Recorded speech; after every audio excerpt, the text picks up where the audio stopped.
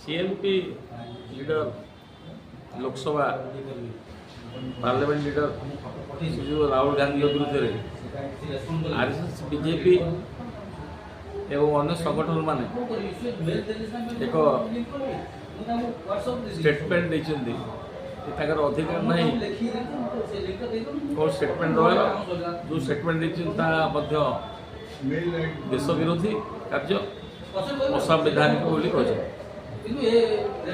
आम संपूर्ण विरोध कर संविधान विषय धारणा जो ना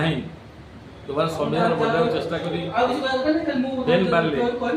करपारे ना सी मैंने संविधान कथा कह संविधान जवाहरलाल नेहरू के समय डॉक्टर आंबेडकर चेयरमैन होते महात्मा गांधी को इच्छा अनुसार जन दलित लोक को चेयरमैन रे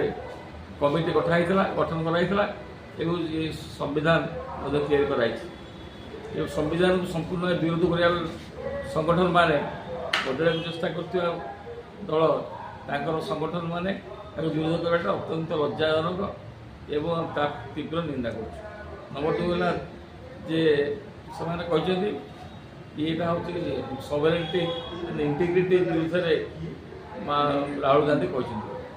संपूर्ण मिथ्याता सॉवरेनिटी और इंटीग्रिटी जब किए रक्षा करने चेष्टा कर भारत वर्ष राहुल गांधी चेष्टा कर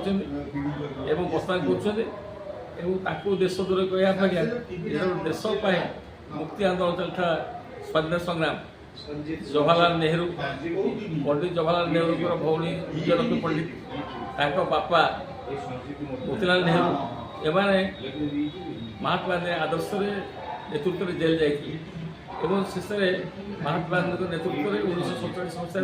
भारतीय संविधान यही संगठन मानक नेता नाथुराम गोडसे महात्मा गांधी हत्या करते यही तो अनुमान कर मुक्ति आंदोलन भारत वर्ष सॉवरेनिटी स्वाधीनता ये आंदोलन कर स्वाभाविक में आज गांधी विरोधी लोक मैंने आज प्रधानमंत्री देश चलुच्च लोक विचार करेंगे आगामी दिन में केते ठीक कर